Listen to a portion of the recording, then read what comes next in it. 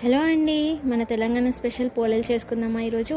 దానికోసం మనము ఈరోజు శనగపప్పు నానబెట్టాము. మార్నింగ్ నానబెట్టాము, ఈవినింగ్ చేస్తున్నాము. ఇలా ఆ వాటర్ అన్ని డ్రైన్ చేసుకున్నాక మంచినీళ్ళలో ఉడకపెట్టుకొని ఆ వాటర్ని కూడా డ్రైన్ చేసుకొని మిక్సీ చేసుకోవాలి. ఇలా పొడి పొడిగా వస్తుంది.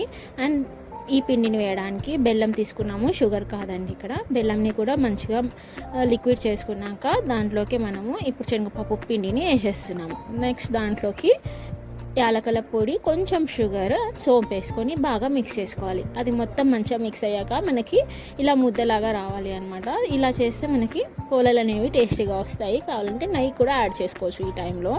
అండ్ ఈ వైట్ది వచ్చేసి మనకి బయట పోలేల పిండి అని పేని పిండి అని కూడా దొరుకుతుంది, లేదంటే పూరి పిండి కూడా యూజ్ చేసుకోవచ్చు. ఇందాక మన శనగపప్పు బెల్లం మిక్చర్ని ముద్దలా చేసుకొని ఈ వైట్ దాంట్లో పెట్టేసుకోవాలి. వైట్ది ఎక్కువ పెట్టొద్దండి, ఎందుకంటే టేస్ట్ అనేది రాదు. సో ఇలా బెలాయించుకొని దాంట్లో మనం నెయ్యితోటి కాల్చుకుంటే చాలా టేస్టీగా వస్తాయి. మన పోలేలు నోరూరించేటట్టు ఎంత టేస్టీగా ఉన్నాయి కదా. మీరు కూడా ట్రై చేసి చెప్పండి.